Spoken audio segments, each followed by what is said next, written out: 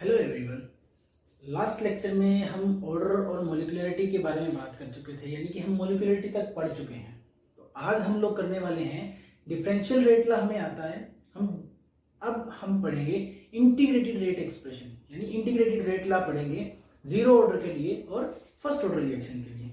तो सबसे पहली बात कि इंटीग्रेटेड रेट ला की जरूरत ही क्यों पड़ी। सबसे पहले पढ़ेंगे integrated rate law for zero order reaction. Integrated rate law for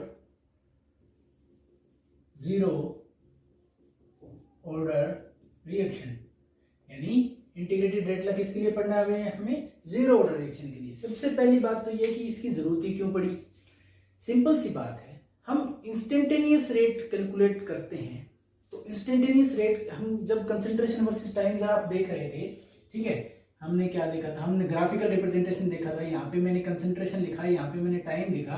तो जब हम रेट निकाल रहे थे तो कोई पर्टिकुलर टाइम पे निकाल रहे थे, किसी एक पर्टिकुलर टाइम पे रेट निकाल रहे थे, और वो निकालना इजी नहीं है। इसी वजह से हम क्या करते हैं, डिफरेंशियल रेट ला में ऐसे एक किसी पर्टिकुलर टाइम पे निकालना इजी नहीं है। इसीलिए हमें जरूरत पड़ी कि हम इंटीग्रेशन के थ्रू उस डिफरेंशिएशन को कैंसिल आउट कर दें और एक नॉर्मल और सिंपलर वे से हम रेट एक्सप्रेशन को एक्सप्लेन करें। तो यही हमारा मोटिव था इंटीग्रेटेड रेट एक्सप्रेशन को देखने का। तो इंटीग्रेटेड रेट एक्सप्रेशन के लिए सबसे पहली चीज क्या थी कि क्यों आया? क्योंकि हम इंस्टेंटेनियस रेट को इजीली नहीं निकाल सकते, क्योंकि वो एक पर्टिकुलर टाइम पे ही निकाल सकते हैं। ठीक है, जीरो ऑर्डर रिएक्शन के लिए करना है तो मान लेते हैं नॉर्मल रिएक्शन है, रिएक्टेंट से प्रोडक्ट बन रहा है, ये जीरो ऑर्डर की रिएक्शन है। ठीक है, सिंपल सी बात है, जीरो ऑर्डर की रिएक्शन है। इसकी रेट क्या होगी? रेट डिफरेंशियल रेट की बात कर रहा हूं मैं, क्या होगी? Minus D concentration of R by D T is equal to क्या हो जाएगा? यही तो होती है रेट, इज इक्वल टू क्या? के नोट। जीरो ऑर्डर के लिए लिख रहा हूं तो इसलिए मैं इस कांस्टेंट को के नोट लिख रहा हूं। ठीक है, फर्स्ट ऑर्डर के लिए लिखूंगा तो इसको केवल लिख दूंगा, ये इसके इक्वल होगी। अब मैं यहाँ रेट किसके विद रिस्पेक्ट में लिख रहा हूँ? रिएक्टेंट की कंसंट्रेशन की। और ध्यान रखना, जीरो ऑर्डर वाली रिएक्शन कौन सी होती है? जिसके अंदर वो रिएक्शंस जिनमें रेट ला में जो रिएक्टेंट की कंसंट्रेशन है उससे वो रेट ऑफ रिएक्शन क्या होती है? इंडिपेंडेंट होती है। यानी रिएक्टेंट की कंसंट्रेशन से रेट ला क्या होता है? इंडिपेंडेंट होता है। यानी इसकी पावर क्या हो जाएगी? जीरो। सिंपल सी बात है। और जब भी किसी की पावर रेज टू जीरो होती है तो उसकी वैल्यू क्या रहती है? 1। इसका मतलब ये क्या रह जाएगा? के नॉट ही रह जाएगा। ये है हमारी पहली इक्वेशन। ठीक है, ये क्या रह जाएगा? के नॉट ही रह जाएगा। क्यों? आर नॉट की वैल्यू क्या हो जाएगी? 1 हो जाएगी। अब दूसरी चीज देखनी है। अब हमें क्या करना है, हम इसको रीअरेंज करते हैं। जैसे minus D R is equal to K not D T को उस साइड ले जाओ, मैं ऐसे लिख सकता हूं, कोई दिक्कत नहीं है। डिवाइड में था, उस साइड जाके मल्टीप्लाई में हो जाएगा, नॉर्मल है, मैंने लिख दिया। अब हम क्या करेंगे, ये तो था डिफरेंशियल रेट ला, ये वाला, ये डिफरेंशियल रेट ला था। हम अब क्या करेंगे, इसको इंटीग्रेट कर देंगे। इंटीग्रेटिंग, अब यहां इंटीग्रेशन करेंगे, integrating above equation we get, हमें क्या मिलेगा? इस इक्वेशन को इंटीग्रेट करते ही हमें क्या मिलता है, वो चीज अब हमें देखनी है। इंटीग्रेशन डिफरेंशिएशन को खत्म कर देता है, ध्यान रखना। इंटीग्रेशन नेगेटिव साइन बाहर, डी आर, ठीक है, which is equal to constant है के नॉट, तो ये भी बाहर, डी टी। इंटीग्रेशन डिफरेंशिएशन को खत्म करता है तो ये साइन खत्म हो जाएगा, minus R is equal to K not, dt का इंटीग्रेशन आएगा t प्लस एक इंटीग्रेशन का कांस्टेंट लगेगा i, क्या होता है? कांस्टेंट ऑफ इंटीग्रेशन कहते हैं इसको, कांस्टेंट ऑफ इंटीग्रेशन भी बोलते हैं इसको। ठीक है, मैथ वालों के लिए इजी है और बायो वालों के लिए मैं कुछ छोटे छोटे फॉर्मूले यूज होंगे वो बता दूंगा।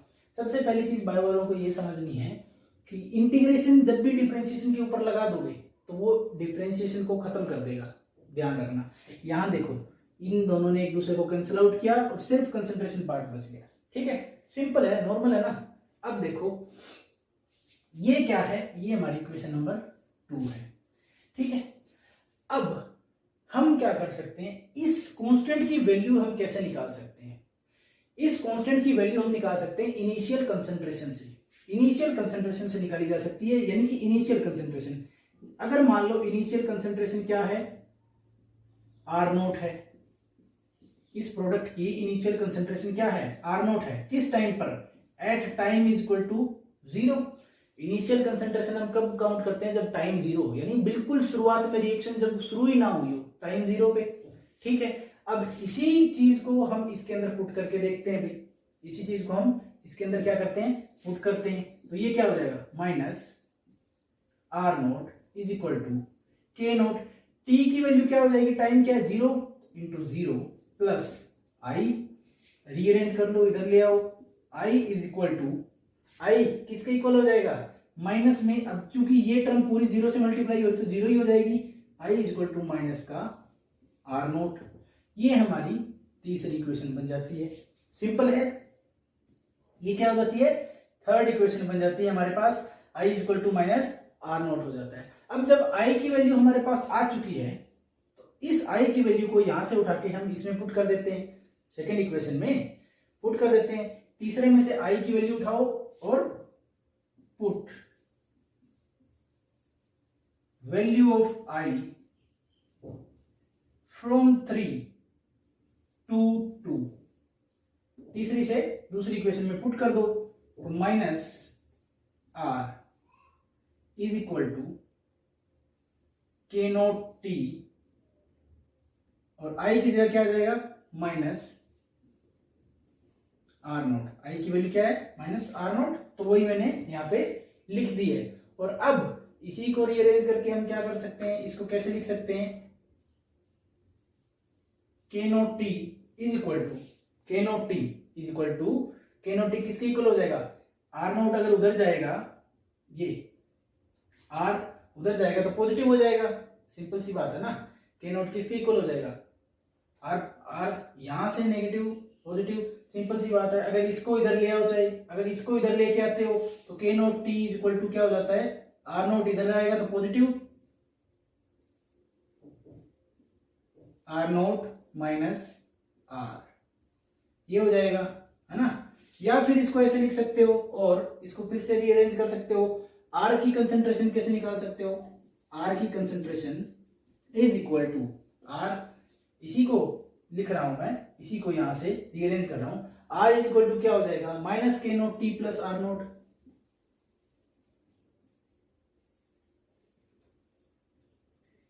किसी भी टाइप में लिख सकते हो तीनों में से, कोई दिक्कत नहीं है, ना ही कोई गलत करेगा। और यहीं से हम k की वैल्यू भी निकाल सकते हैं, यहीं से अगर हम k की वैल्यू निकालें, यानी k नोट की वैल्यू निकालें, तो k नोट की वैल्यू भी निकल आएगी, k नोट की वैल्यू क्या हो जाएगी, R not minus are,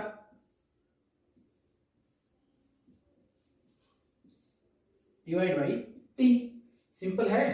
k not की वैल्यू क्या आ जाएगी, R not minus R, T को इसके नीचे ले जाओ, डिवाइड हो जाएगा, ये होगा कांस्टेंट, रेट कांस्टेंट की वैल्यू जीरो ऑर्डर रिएक्शन के लिए। सिंपल सी बात थी, बिल्कुल ही इजी था, यही था एक्सप्रेशन जो था, बिल्कुल जीरो ऑर्डर रिएक्शन के लिए रेट लॉ का एक्सप्रेशन क्या था, ये रहा भाई, जनरली हम इसको ये बोलते हैं, ये रहा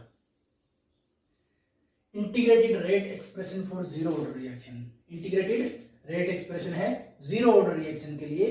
ठीक है, इसको स्क्रीनशॉट ले लो और नोट डाउन कर लो, ठीक है, हो गया। अब मैं इसको रब कर देता हूं। इसके बाद बारी आती है फर्स्ट ऑर्डर रिएक्शन की। जीरो ऑर्डर का रेट लॉ देख लिया, इंटीग्रेटेड रेट लॉ देख ही लिया हमने। फर्स्ट ऑर्डर वाले में थोड़ा सा एक आधा फार्मूला फालतू लगेगा, बस एक फार्मूला एक्स्ट्रा लगेगा जो आपको सीखना है। मैथ वालों को तो आता ही होगा और सिर्फ बायो वालों के लिए थोड़ा सीखने की चीज है, ठीक है।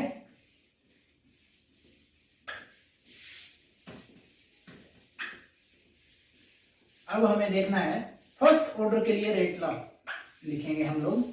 फर्स्ट ऑर्डर के लिए रेट लॉ लिखने वाले हैं कि रेट लॉ कैसे लिखेंगे, integrated form of rate law, यानी इंटीग्रेटेड फॉर्म लिखेंगे रेट लॉ की फर्स्ट ऑर्डर रिएक्शन के लिए। अब बात करते हैं किसके लिए, फर्स्ट ऑर्डर रिएक्शन के लिए। फर्स्ट ऑर्डर रिएक्शन के लिए इंटीग्रेटेड रेट लॉ कैसे लिखा जाएगा? बेसिकली फर्स्ट ऑर्डर की रिएक्शन वही सेम लेते हैं, बेसिक रिएक्शन लेते हैं, रिएक्टेंट से प्रोडक्ट बन रहा है, रिएक्टेंट से प्रोडक्ट बन रहा है, इसकी डिफरेंशियल रेट लिखेंगे, रेट क्या हो जाएगी minus dr by dt is equal to, अब माइनस dr by dt होगी। मैं ऐसा क्यों लिख रहा हूं, नेगेटिव साइन क्यों लिख रहा हूं? क्योंकि हम रिएक्टेंट की बात कर रहे हैं, रिएक्टेंट डिक्रीज होता है during the course of reaction, reactant हमेशा डिक्रीज होता है, इसीलिए नेगेटिव साइन लगता है यहाँ पे। ये बार बार बता रहा हूँ, पीछे भी बता चुका हूँ, ठीक है, इसको ध्यान में रखना है, भूल मत जाना बस इसको। अब देखो इसको किसके इक्वल लिख सकते हैं, विच इज इक्वल टू, अब चूंकि ये फर्स्ट ऑर्डर रिएक्शन है, इसका मतलब ये रिएक्टेंट की कंसेंट्रेशन की पावर के कुछ ना कुछ प्रोपोर्शन होती है, यानी उसके ऊपर डिपेंड करती है, सिंपल सी बात है। तो मैं इसको क्या लिखूंगा, K1 कंसेंट्रेशन ऑफ R, ये मेरी पहली इक्वेशन। K1 क्यों लिख रहा हूं, क्योंकि फर्स्ट ऑर्डर रिएक्शन है। K0 क्यों लिखा था, क्योंकि जीरो ऑर्डर रिएक्शन थी, सिंपल है। अब इसी को मैं रीअरेंज करता हूं, रीअरेंज कर लिया, रीअरेंज करते ही मैं इसको कैसे लिख सकता हूं, माइनस dr बाई r, एक टाइप की टर्म एक साइड लिख दो, is equal to K1 dt। ये थी रीअरेंज रिएक्शन इक्वेशन, इसको इसी को रीअरेंज किया है, r वाली टर्म को एक साइड ले गया, dt को उस साइड ले गया, बस इतना ही किया है। रीअरेंज करके अब फिर इसको इंटीग्रेट कर देंगे, इंटीग्रेट करेंगे, integrating upon integrating b get, हमें क्या मिलता है, नेगेटिव साइन, ये dr बाई r, ठीक है, इज इक्वल टू k बाहर dt अंदर, K1 बाहर और dt अंदर। इंटीग्रेशन क्या करेगा, डिफरेंशिएशन को क्या कर देगा, कैंसल आउट कर देगा, सिंपल सी बात है। अब यहां एक चीज को आपको ध्यान रखना है, यहां एक फॉर्मूला लगता है, जब भी इंटीग्रेशन की पार्ट ये लिखेंगे, यानी dx बाई x, जब भी लिखेंगे integration of dx by x, तो वो किसके इक्वल होगा, ln x के इक्वल होगा। ध्यान रखना, ये एक छोटा सा फॉर्मूला है, integration of dx by x is equal to ln x, ठीक है, नेचुरल लोगरिथम, ln को बोलते हैं नेचुरल लोगरिथम, ठीक है, ln x के इक्वल होगा। आगे बता दूंगा कैसे कैसे क्या क्या हो रहा है, सारा जहां जहां फॉर्मूला लगे पूरा एक्सप्लेन करता जाऊंगा, टेंशन मत लेना, ठीक है। तो K1 dt हो गया। अब देखो हम क्या कर सकते हैं, इसकी जगह क्या आ जाएगा, माइनस ln x की वैल्यू यानी r, यही तो x है, सिंपल है, is equal to K1t plus i, ये आ गया।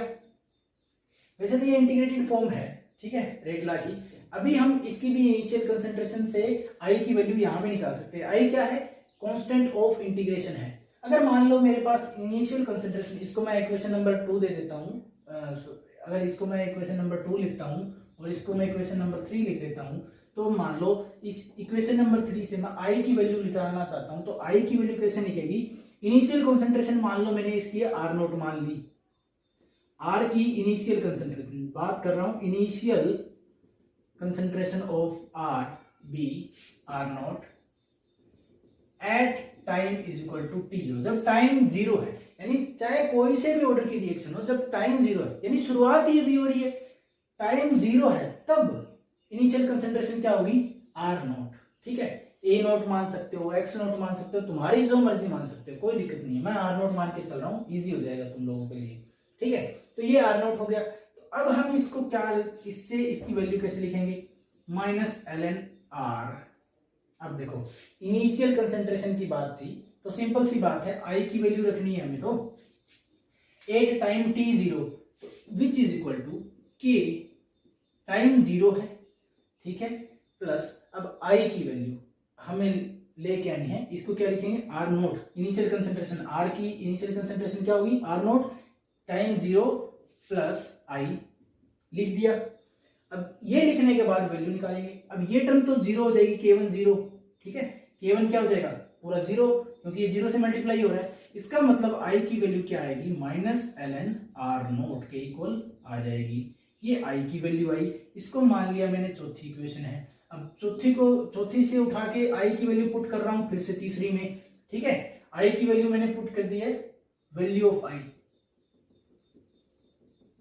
Putting value of i from 4 to 3, ठीक है, फोर्थ में से उठा के आई की वैल्यू 3 में पुट कर रहा हूं, तो minus ln r is equal to k1t minus ln r not. क्या यही नहीं आएगा? बिल्कुल आएगा, सिंपल सी बात है। इसी को मैं रीअरेंज कर दे रहा हूं, इसी को रीअरेंज कर दे रहा हूं। कर क्या रहा हूं मैं, पूरे के बाहर माइनस ले रहा हूं, तो अगर मैं इसके बाहर माइनस ले रहा हूं तो ये हो जाएगा ln r पॉजिटिव का, ये माइनस का हो जाएगा k1t, ठीक है, सिर्फ साइन ही तो चेंज किया है, प्लस का हो जाएगा ln r नॉट, ठीक है, बिल्कुल सही है मेरी बात, ठीक है। अब इसको रीअरेंज कर सकते हैं, मान लिया मैंने ये मेरी पांचवी इक्वेशन है, मान लिया भाई ये मेरी पांचवी इक्वेशन है। अब हम इसको रीअरेंज कर सकते हैं, कैसे? यहाँ एक छोटा सा फॉर्मूला लगेगा, बस आपको वही देखना है। यहाँ एक छोटा सा फॉर्मूला है, छोटू बिल्कुल इतू सा। यहाँ देखो, रीअरेंज करो, रीअरेंजिंग, ठीक है, इस इक्वेशन को रीअरेंज किया, रीअरेंज करते ही हमें क्या मिलेगा, देखो ध्यान से देखना है, इस चीज को बिल्कुल ध्यान से देखना है, बिल्कुल भी जल्दबाजी नहीं करनी है, नॉर्मल सा फॉर्मूला है, बिल्कुल ही नॉर्मल सा, ln r not, ln r not, मैं k1t की वैल्यू निकाल रहा हूं, ln r not minus ln r is equal to k1t, confuse मत होना बिल्कुल भी, जो साइन है मैंने वैसे ही रहने दिए हैं। इस इक्वेशन को मान लो मैं अगर इसको भी रीअरेंज कर रहा हूं, तो अगर मैं k1t को रीअरेंज मान लो मैं इसको कर रहा हूं, सिंपल सी बात है, यहां है मेरे पास, k1 को इधर लेके आऊंगा, k1t पॉजिटिव हो जाएगा, इसको उधर लेके जाऊंगा, ये नेगेटिव हो जाएगा, तो ln r not minus ln r is equal to k1t हो गया, रीअरेंज हो चुका। अब देखो यहाँ क्या फॉर्मूला होता है, जो फॉर्मूला है उसको यहां लिख रहा हूं, ln x minus ln y is equal to ln x by y। Simple सा फॉर्मूला है बेटा, बहुत सिंपल सा फॉर्मूला, ये ln x minus ln y is equal to ln x by y। दोनों को आपस में इंटरचेंज किया जा सकता है, अगर इस फॉर्म में तो इस फॉर्म में भी लिख सकते हैं, इस फॉर्म में तो इस फॉर्म में भी लिख सकते हैं। ये ln x minus ln y है, इसको किसके इक्वल लिख सकते हैं, ln x बाई y। तो मैं यहां क्या लिख दूंगा, ln r note divide by r लिख सकता हूं, यही तो फॉर्मूला लिखा है मैंने, सेम फॉर्मूले को मैंने बस यहां लिख दिया है, इसको थोड़ा सही से लिख देता हूं, ठीक है, ये और विच इज इक्वल टू क्या हो जाएगा, k1t के इक्वल हो जाएगा, k1t के इक्वल हो गया, ठीक है, सिंपल है, इसमें तो कोई दिक्कत नहीं आनी चाहिए। और यहां से हम k1 की वैल्यू निकाल सकते हैं, यहां से k1 की वैल्यू निकालेंगे तो क्या हो जाएगा, 1/t ln r not by r, 1/t ln r not by r, ये हो जाएगा, सिंपल सी बात है, यानी रेट कांस्टेंट की वैल्यू हम यहां से निकाल सकते हैं, सिंपल है। अब जो ये लोग नेचुरल लोगरिथम है, इसको log बेस 10 में चेंज करते हैं, किस में चेंज करेंगे, log बेस 10 में, और उसके लिए एक और फॉर्मूला होता है, उस फॉर्मूले को भी लिख रहा हूं, log बेस 10 वाला जो फॉर्मूला है वो यहां लिख रहा हूं कि ln x is equal to 2.303 log x इसके इक्वल होता है, ln x is equal to 2.303 log x के इक्वल होता है। तो यही वाला फॉर्मूला मैं यहां यूज करूंगा, तो अब मैं लिख दूंगा k1 की value, k1 is equal to 2.303 divide by t log r not by r, ठीक है, देख लो भाई, ये है इंटीग्रेटेड रेट एक्सप्रेशन, किसके लिए, फर्स्ट ऑर्डर रिएक्शन के लिए, बिल्कुल ही सिंपल है, इजी है, ठीक है। ये तो है सिर्फ नॉर्मल एक टाइम के लिए, गिवन टाइम, कोई भी एक टाइम है उसके लिए मैं बात कर रहा हूं। अगर हम रिएक्शन को दो अलग अलग टाइम पे करते हैं, मतलब दो अलग अलग टाइम में मेजर करना चाहते हैं हम रेट को, तो उसके लिए भी एक छोटा सा काम और करना होगा। यहां तक का स्क्रीनशॉट ले लो और नोट डाउन कर लो, उसके बाद बताऊंगा कि अगर हम एक्सपेरिमेंट को दो डिफरेंट टाइम पे करते हैं, परफॉर्म करते हैं। एक टाइम T1 लेंगे, एक टाइम T2 लेंगे, तो उनके कोरस्पॉन्डिंग कंसंट्रेशन भी अलग अलग होगी, एक R1 होगी, एक R2 होगी। तो उसके हिसाब से हम रेट कांस्टेंट की वैल्यू कैसे निकाल सकते हैं वो देखेंगे। ठीक है, इन्हीं का यूज करके, इन्हीं इक्वेशंस का यूज करके, तो पहले इसका स्क्रीनशॉट ले लो और नोट डाउन कर लो। ठीक है, हो गया? ठीक है भाई, अब मैं इसको रब कर रहा हूं। बिल्कुल इजी है, जस्ट आपको 2-3 छोटे छोटे फॉर्मूले ही तो याद रखने, और कुछ भी नहीं है इसमें, कुछ भी नहीं है। डिफरेंशियल से इंटीग्रेटेड बहुत आसान है, बिल्कुल ही कुछ भी नहीं है। थोड़े से बस छोटे छोटे फॉर्मूले याद रखने हैं, बाकी तो वैल्यूज ही हैं सारी। आर नॉट इनिशियल कंसंट्रेशन बिल्कुल ही, और आर है वो उसकी फाइनल कंसंट्रेशन मानी जाएगी। सिंपल है। अगर दो कंसंट्रेशन, दो टाइम के बीच की बात कर रहे हैं अलग अलग टाइम पर, तो हम कंपेयर करेंगे, तब हम R1 R2 ले लेंगे। वो मैं अभी सिखा दूंगा आपको कैसे लेना है। ठीक है, बिल्कुल इजी है, पैनिक नहीं करना है, बिल्कुल बहुत ही इजी है। इतना इंटरेस्टिंग चैप्टर है ना ये, आप लोगों को लगेगा आप ही लोग सारी रिएक्शन कर रहे हैं। आप तो सर्वे बन जाएंगे, क्योंकि आपको निकालना आ जाएगा ना सब कुछ। ठीक है, अब मैं बात कर रहा हूं कि मैं दो अलग अलग टाइम ले रहा हूं। ठीक है, दो अलग अलग टाइम पे अगर मैं परफॉर्म कर रहा हूं मेरा एक्सपेरिमेंट, ठीक है, दो अलग अलग टाइम पे मैं मेरा एक्सपेरिमेंट परफॉर्म कर रहा हूं, यानी एक तो मेरे पास है टाइम T1, दूसरा है मेरे पास टाइम T2। ठीक है, दो अलग अलग टाइम पे मैं यही फर्स्ट ऑर्डर वाला एक्सपेरिमेंट है ये परफॉर्म कर रहा हूं। सिंपल है। तो अब दोनों टाइम के कोरस्पॉन्डिंग कोई उनकी कंसेंट्रेशन भी होगी, तो इसके जो कोरस्पॉन्डिंग जो कंसेंट्रेशन होगी उसको मैं लिख रहा हूं R1, इसके कोरस्पॉन्डिंग जो कंसेंट्रेशन है उसको लिख रहा हूं R2। सिंपल है, बिल्कुल इजी है, समझ में आ गया। अब देखो, जो लास्ट इक्वेशन हमने लिखी थी, जो हमने इंटीग्रेटेड रेट लॉ वाली इक्वेशन लिखी थी, उसमें हम इसको पुट करते हैं। जैसे उसकी फॉर्म में लिखते हैं ln R1 is equal to K1 T1। K1 तो हमारा कांस्टेंट रहेगा, T1 टाइम रहेगा, टाइम T1 इसके रिस्पेक्ट में लिख रहे हैं T1। ठीक है, और प्लस में ln R0। यही थी इक्वेशन। ठीक है, इक्वेशन यही थी हमारे पास, इसी इंटीग्रेटेड रेट वाली इक्वेशन को हम यहाँ पे यूज कर रहे हैं। अब इसके रिस्पेक्ट में भी लिख देंगे ln R2 is equal to K1 same रहेगा, T2 चेंज हो जाएगा, प्लस में ln R0 हो जाएगा। अब दो इक्वेशन है हमारी, दोनों को सब्ट्रैक्ट कर दो। जैसे ही घटाओगे, पहली में से दूसरी को घटा दो। Subtract second from one, first, ये फर्स्ट है मान लो, ये सेकंड है मान लो, पहले में से दूसरी को घटा दो। उसके बाद क्या बचेगा, देखो ln R1 minus ln R2। यहाँ एक और सेम फॉर्मूला लगेगा जो पीछे करवाया था। अब इसमें से इसको घटा दूंगा तो क्या आएगा आगे, देखो K1 कॉमन आ जाएगा, और पहले में से दूसरा घटाना है।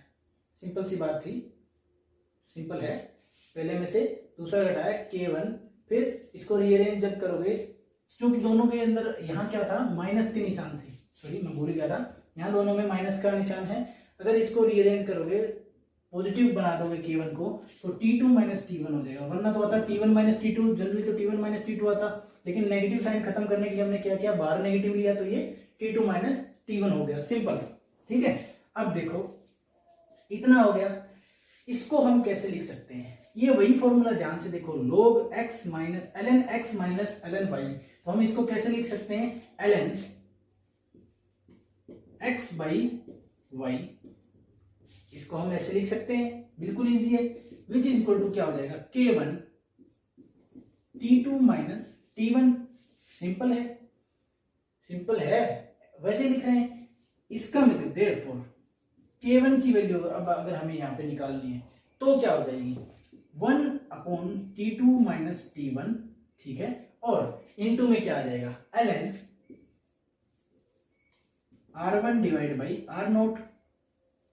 सिंपल है, यहां तक तो बिल्कुल रीअरेंजिंग ही चल रही है, और तो कुछ है ही नहीं, नॉर्मल ही तो है।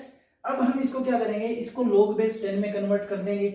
Therefore K1 is equal to 2.303 divide by T2 minus T1 log R1 divide by R2।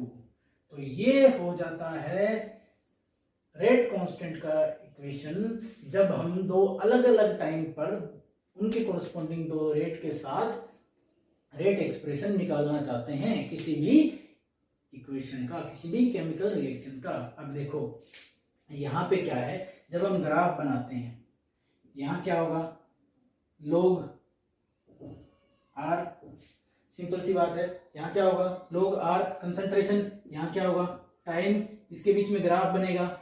ये जो इनिशियल कंसंट्रेशन होगी वो क्या होगी, log R नोट कहलाएगी, और जो स्लोप होगा वो क्या हो जाएगा, स्लोप क्या हो जाएगा, नेगेटिव आएगा। किसका, negative of K divide by 2.303, ये स्लोप हो जाएगा।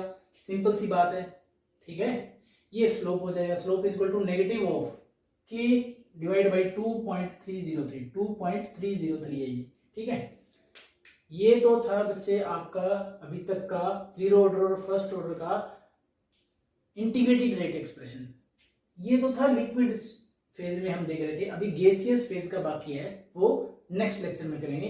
तब तक के लिए जस्ट इसका स्क्रीनशॉट लो, इसको कॉपी में नोट डाउन करो, और यहां तक के जितने भी क्वेश्चन है आपकी बुक के, एनसीईआरटी के, प्रदीप के, एबीसी के, जो बुक आप फॉलो करते हैं उसके क्वेश्चन सोल्व करने की कोशिश करो, ठीक है।